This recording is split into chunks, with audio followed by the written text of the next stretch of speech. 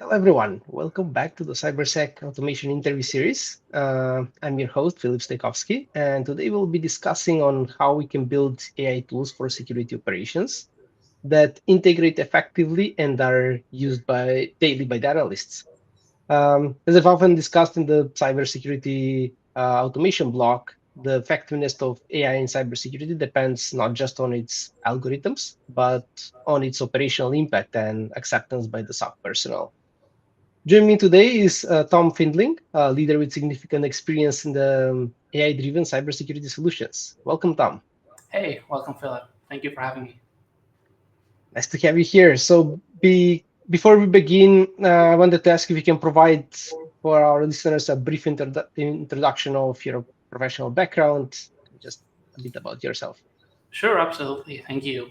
So I'm Tom Findling, currently live in Dallas. Been 12 years in data science. Started back in VMware, then when we did data science for the data center. Did two startups along the way. Last one of them was Insights. 2021 got acquired by Rapid7, where I had the pleasure to go and work with the great team over there in Rapid7. And again, expose myself to the good, the bad, and the ugly of detection and response beyond threat intelligence. Over there, learn a lot about some of the challenges that you cover today on the blog, and the people kind of come across day in and day out. And about a year and a half ago, decided to branch out and start Conifers, where we help organizations to really use our response capability to digest their existing incidents and provide them deep contextual investigations to the various incidents that they see day in and day out, with reinforcement and ability to contextualize that around their organization. So exciting times. Definitely exciting, and I also get the chance to try the conifers and really interesting what you're building there. Just to line up with the latest blog that you're writing on the feedback loop and AI-driven SOC operations. Like from engineering perspective, I think robust feedback it's quite essential for overall for security operations and in general for cybersecurity.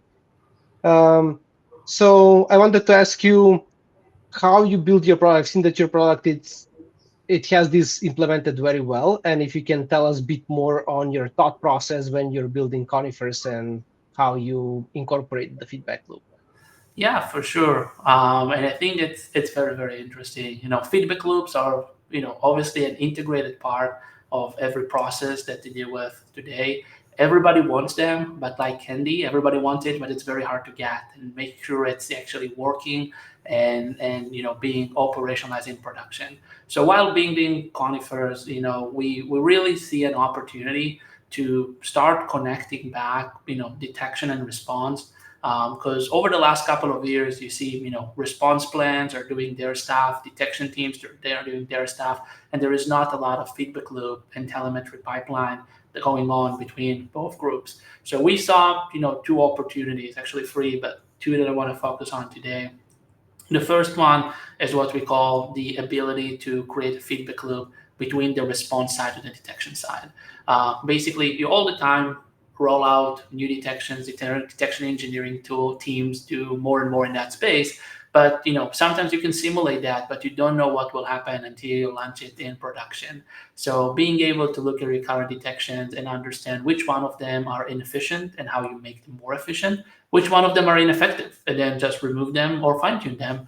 Then the last one, based on some of the interactions and the white spaces that we see on the response side, based on the company assets and the threat profile, being able to suggest the detection engineering team ideas for new detections and areas that needs to be covered, I think that can go a long way.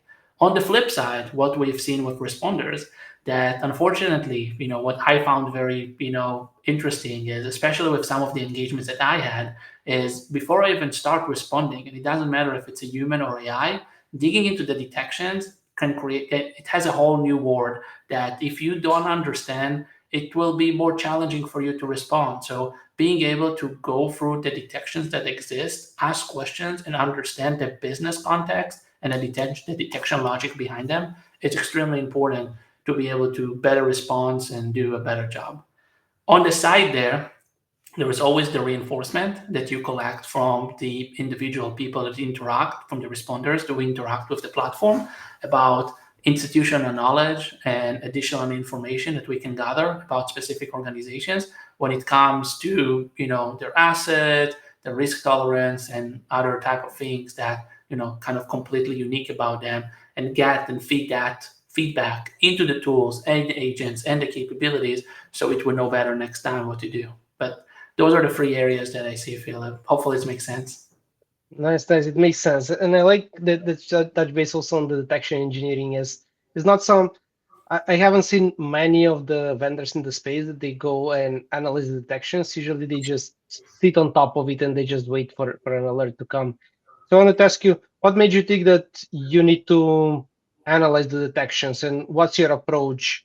Do you just go and see all the detections that they come? You start to make recommendations right away, or yes, first just do shadow mode and see what's happening, and after you come with suggestions.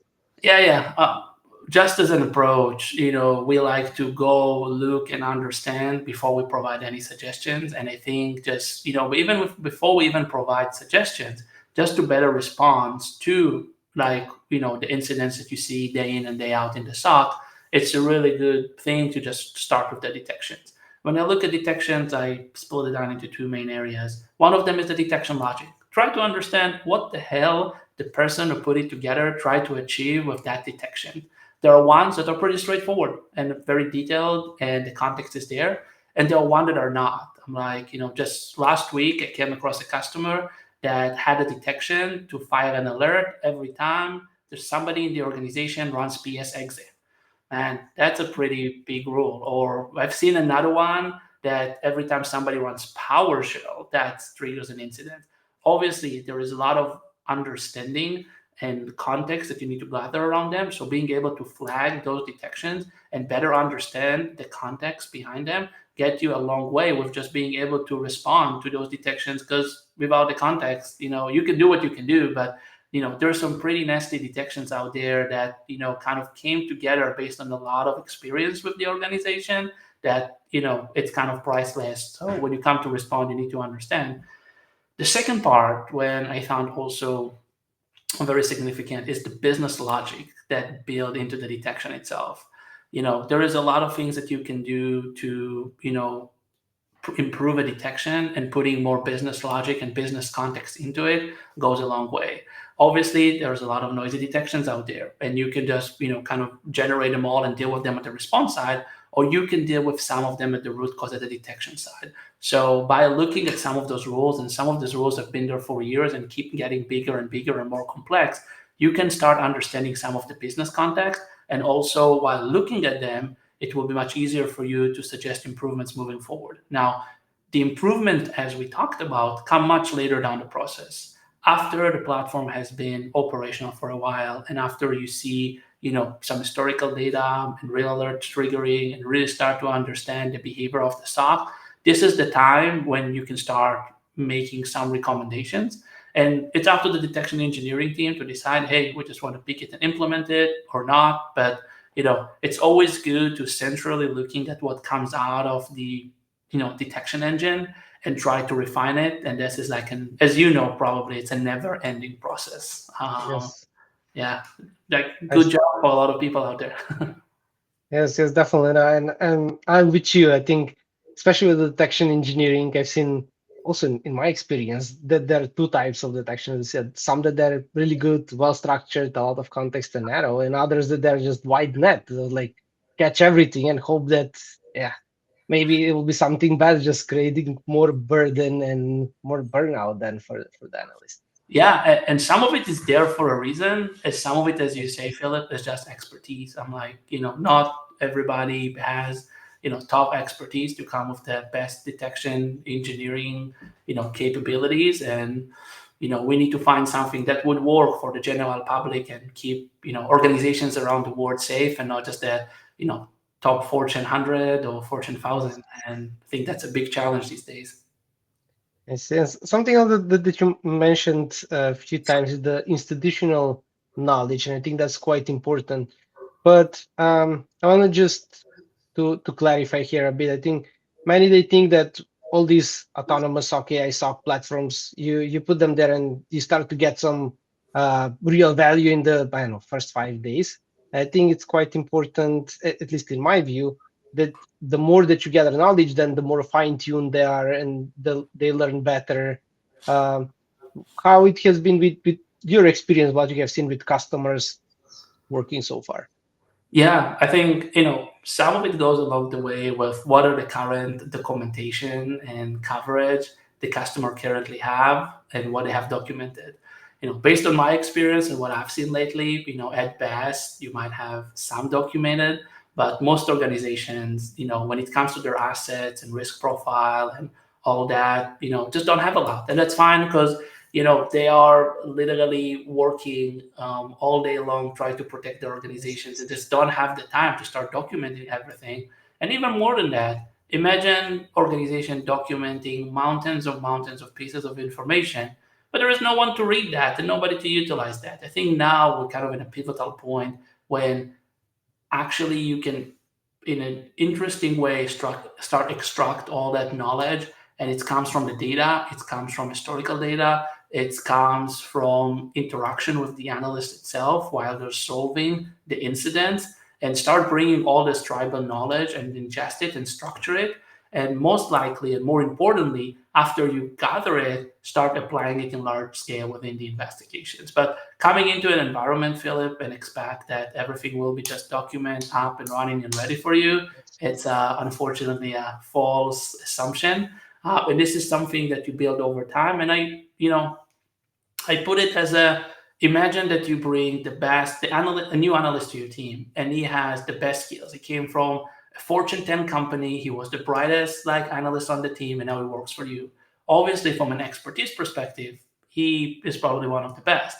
But does he know anything about your organization? Not yet. And there is all this process that a human needs to learn when they come to a new organization. And I think AI can get through, the same process. And if you have organizations that are more, kind of organized and have, a lot of documentation, it's easier to ramp up, especially for AI. And if not, this is things that you learn along the way with reinforcement, with close feedback loop, and with continuous understanding of what's going on. So I really like your thought process. Something that I have been preaching as well. Key is the process that you have, and I think that organization, if they don't have very well established process, they cannot expect that yes, it will happen some magic and someone will build the process for them. It's gathering. It's important to have the capability to gather all that knowledge in one place and then to use it in the right way, as you were saying. Yeah, you really need to start mining the tribal knowledge from the Yes, organization in a continuous, sophisticated way. Otherwise, you have no chance. It will all work on paper or on the whiteboard, and you can have great technology and great capabilities. But Philip, I think this is also something that we discussed together many, many years ago. It's the same case with threat intelligence, right? We've been through that. exactly. We've seen it before. It is the same here. So that's but in reality it needs to work in the enterprise. It needs to be able to deal with the current set of tools and capability and knowledge. And I think just accepting that assumption can go a long way with understanding how to slowly but surely start mining the tribal knowledge and ingesting what they currently have, every organization based on it, maturity and attention to existing process and documentation. Definitely. Something else that I was writing also, it was like it's quite important now, is especially that we're in the early stage of adoption of the AI SOC platforms, Yep. and many they just want to go to that transition. I wrote about that, but I wanted also to hear your opinion, what you have seen. Like, what would you recommend when someone wants to transition to AI SOC? I think you touch base on few aspects, but yeah. Yeah. I think the first thing is understand, before we even get into a process and, fall into the buzz, all right, what are the major problems that you have? Kind of recognizing them, if it's verticals, if it's use cases, and where you think that AI can make a big impact. I think coming prepared to that process can go a long way. The second thing is setting the right expectations, even before even getting into that process. Yes. AI is a magic, but it's not a magic that works in a vacuum. Like you need to have your tools in order, your data available, and it cannot solve all of your problems, in one day. And as we said before, like it's gradual. Like you have to start somewhere, show value, develop trust in the tool, and then build on that trust and create more and more and more capabilities and value. So, you know, being able to find the right people in the right mindset, I think goes a long way. Also, we need to remember that the technology has been around for less than 18 months. So there is nobody that can solve everything for everybody, but you need to find, and this is why it's so important to identify your main pain points. So you need to engage with a vendor that can solve you the pain points that you have in a way that will operationally fits your organization, and you would be able to see the outcome. Another interesting thing, Philip, that I see all the time, and I think you also, had a couple of articles about it. It's where does it fit? Is it, Yes. below this or above this or an incident management tool at the SIEM level? And I think this is also something that there's just no one size fits all. And a lot of organizations kind of comes to that process, think that they know what should be the output of the tool, but not necessarily understand it. So I think, kind of looking at what the tool can provide in the context of your organization really help us to facilitate that conversation about where it fits, and not just where it fits in general, where it fits for you. And you would be surprised to see how it fits differently and in different places in almost like each and every organization based on how they work and their business process. And I think, like I said, it's all about the customer and how you operationalize it and create the trust. So unfortunately, there is no cookie cutter approach, and you just need to have a very flexible, robust system that could fit into those different environments and needs that you see between different customers. Security operations is it's been around for decades. It's messy, it's necessary, and unless you start from scratch and reinvent everything, you kind of need to work with what you have. That's very well said, and I agree with many of those points. As you're saying that security operations has been for a while, and most of the companies they already have huge security stack. They have many layers, and I think it's key as to then when you implement that you don't disrupt many of the processes. So not adding another platform, another dashboard. And the other thing that I was writing about and thinking and starting to implement is how you can put that shadow mode so you can gain the trust of the platform. So not to be super intrusive to the platform, so you can then monitor and see how it performs and to works with the existing stack that you have. So I wanted to hear your approach on this specific aspect. Yeah, absolutely, and I can agree more. You call it shadows, we call it side by side, but it's Yes. about the same thing. I think walking into it, you need to accept that the technology, can help you a lot, but it's all about developing trust. And I think developing trust is extremely important. And the way you do that, as you said, you come in, you start working on incidents, you start show them information side by side, starting with all the evidence, so you will not be a black box. So, and then develop that trust. At first, people look at your analysis, want to see each and every evidence, run all the queries themselves, and validate everything. Then, second step, they kind of like trust what you come up with, but then look at the investigation itself and the conclusion and the reasoning and the decision making capabilities. And then I think over time, when you put the metrics and on each one of those interactions, it's really important to collect metrics. So when you collect the metrics, then you can aggregate them, and then on a time-based perspective of 30 days, 60 days, 90 days, you can go and show, hey, you have to, rate incidents, you have to provide feedback. But, if you look at an incident type that you deploy some agents in order to kind of help with its automation, and you see over a span of like a 30 days that you analyzed X number of tickets and you got, generally speaking, very positive rating or high satisfaction level from the analyst, and you're able to capture it and project it back, then it's much easier for a SOC manager or a decision maker. It's an architect, SOC manager, shift manager. Man, there's so many roles in the SOC. Anywhere else, everywhere else has its own structure. Just to make a decision based on aggregated data, whether or not you want to offload more things into the AI. I don't think that coming straight in, try to boil the ocean, solve all things to all people, and start closing things, remediating things. is going to be the right approach. Start small, gain trust, show KPIs, get more and more authority to do more and more things will go a long way. And while I believe that in the next couple of years we will be able to see AI start running autonomous remediation, I don't think that the appetite and the stomach for people are there right now. So, you need to provide really good investigation. You need to provide recommendations. Some of them can include how, automation pieces. But as of today, as far as I can say and I can tell, what I've seen is people want to click the execute button before they let AI just go and lock accounts and, disconnect servers in their environment. But overall, I think that would be potentially the best approach to develop that trust and also to provide the feedback. There is no better way to collect feedback than showing a synopsis or an investigation to an analyst and capture his feedback. And this is just flat out a process that you cannot skip, especially when your organization getting, if you are a small mom and pop shop and you're in a dentist office and you're 5 people, maybe you can do that. But once you get into a significant size and your organization is a little bit more complex, you need that kind of process going on, which I find a necessary thing to the success of the whole project. If you don't have their engagement and you don't have feedback, you can expect them that the tool will get better. So that's why it's so important. That's quite insightful. Thanks for sharing that. And yeah, I can totally agree with many of those points as well.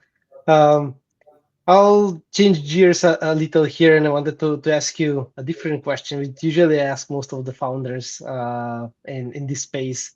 Sure. And we started to see that some of the vendors in this space, they try to find their place, and it's just or replacing existing technology or appearing as new technology. One of the thing and trend what I started to see is that some they offer that they will replace MSSP and MDR.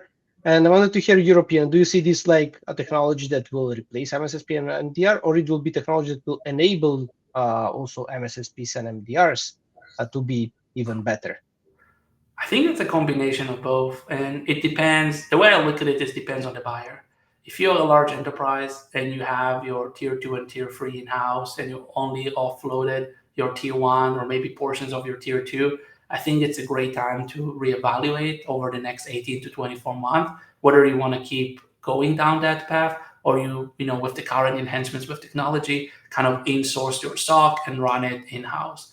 There are like most of the market, unfortunately, are organizations that cannot run those capabilities in-house and are fully dependent on a service provider. And I think while those service providers today, kind of putting most of their effort toward triaging and kind of responding to those alerts, we see a lot of adoptions within those service providers, onboarding tools, like what we bring to the table and others that allow them to be a lot more efficient and basically provide much better service and quality to their customers and be able to offload some of their analysts to do some more strategic tasks like threat modeling, improving detections, and better, incident response, which again, it's like a blessing that like when you run it in-house, you can reallocate some of the resources to do some other things.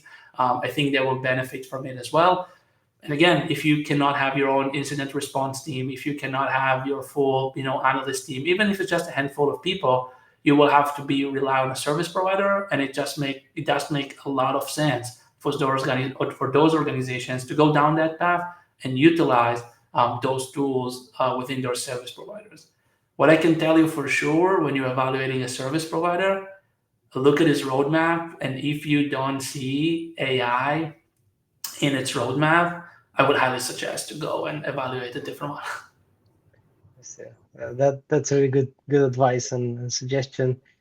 Um, Something else that I wanted to ask is, and I was recently analyzing and seeing like how this technology it's getting different aspects from our security stack, as you said, from detection engineering to analysis, response, and so on.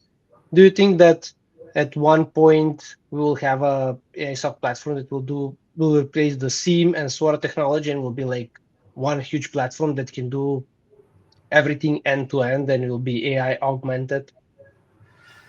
It's like flying cars or driving less cars. If that's happened one day, maybe not, in a perceivable future in the next 3 to 5 years.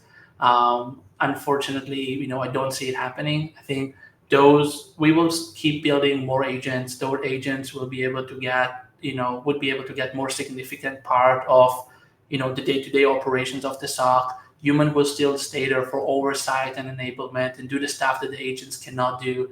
And also, we have to remember that adversaries are starting to use like those technologies as well.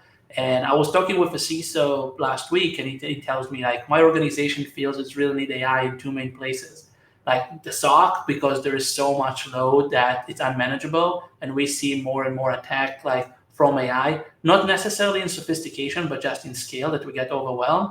And he said in HR, like positions that I used to get 500 resumes for, now I get 50,000 resumes for. I don't know what to do. I can't even digest that. So, there is a clear need in those areas. And I think that, while we're not going to have completely autonomous like stocks anytime soon, or I'm pretty sure that the SIEM is going to stay there for the foreseeable future, we see it with all the platform players of all the different vendors these days. It's really hard to come to, as we said, an enterprise organization that has been around forever, that has all different tools, and just tell them, hey, just rip and replace everything you're doing with something new. Just changing a SIEM or changing a SOAR or changing an endpoint or vulnerability management is so hard. So rip and replacing everything and assume that it's all kind of working together based of breed. That's a great vision. Very hard to execute and do it well in a reasonable time frame. So I Yeah. hope so, but you Yes. have to start something. I agree. Also, like especially when I worked at very large enterprises, like SIM migration, those were like multi-year projects, and Exactly. once you put it in place, like no one would want to touch it. It's like it works, don't touch it.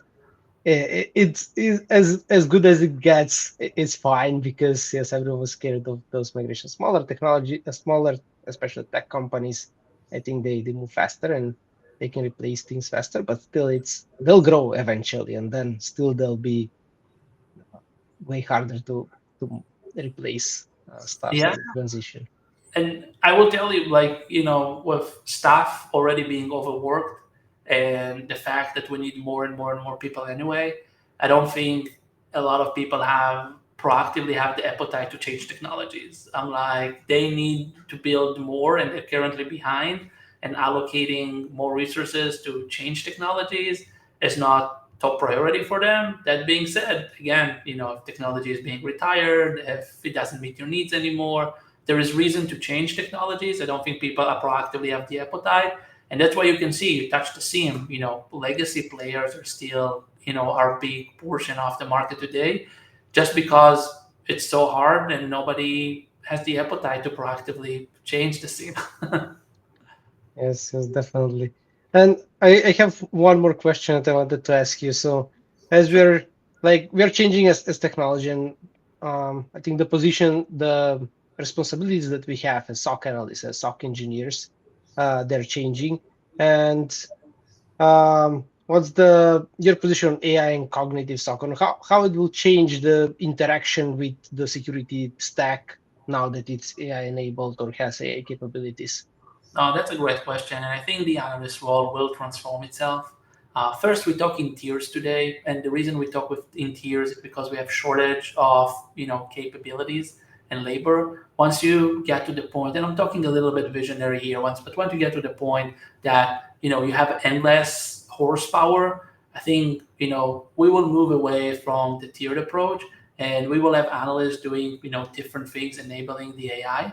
But more short term, what I would say, which is still interesting, you will see, as you said before, how analysts still stay in the driver's seat and AI is in the passenger seat, helps them to do their job. I think you need to scope it and show like quick wins with that. Then over the next couple of months, or based on the maturity of the organization itself, you probably on some of the use cases and some of the incidents you want to see it like shifting when the AI is going to be on the driver's seat and the analyst is going to be on the passenger seat. And then from the passenger seat, it's like learning how to drive, right? And then eventually, you can let the AI do more and more things, and that granularity is important based on KPIs and metrics that you see. And you know, mind the tribal knowledge, overseeing the AI, control. Like I keep telling people, it's like you need to have your detection strategy when you put your detections in place, and what is your risk tolerance and how you approach that. Because if you try just to randomly approach detections, and we see that day in and day out, I go to customers and like, why did you do this? Why would you do that? And sometimes the explanation, when you start listening to them, it all goes to their detection strategy. So also with AI, you need to have a strategy, you need to have a KPI, you need somebody to own it, you need to see what you want to start with, how you want to progress the program, and how you want to grow it. And I think all of those things are very, very important. It's also go to your risk tolerance as well. I'm like, Yes.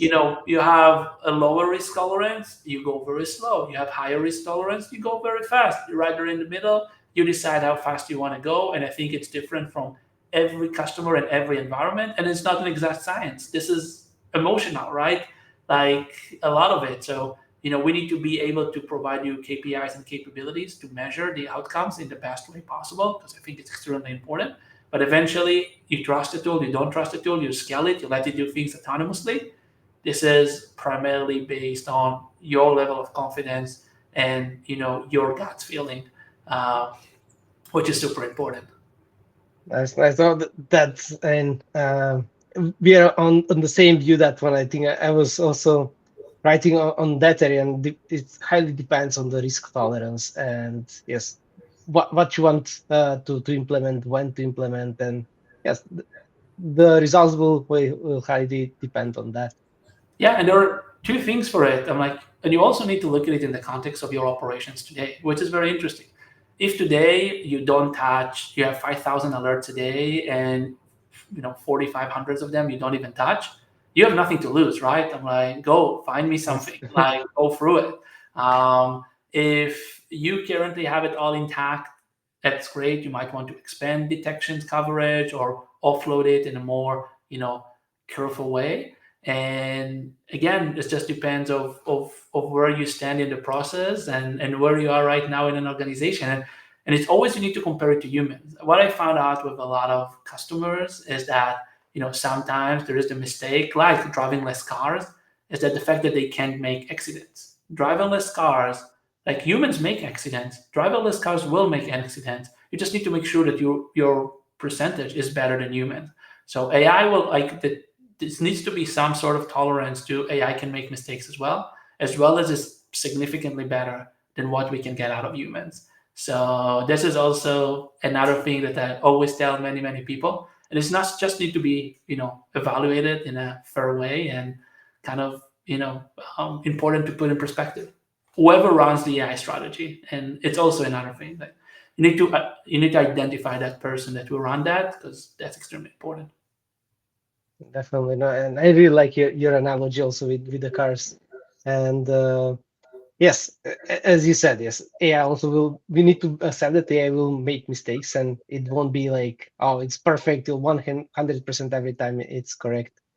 Uh, yeah, I think we can definitely go like for hours, and I really enjoy the conversation that we are having here. Um, and all the insights that you provided today, they were really great, really technical. I really enjoyed the conversation that we're having here. I hope that the audience as well, they're enjoying, and they found all of these great insights really good, and they can apply some of them. Yeah. Thank you very And much, yeah, Philip, for having me. Super interesting, and would love to come and chat with you again soon.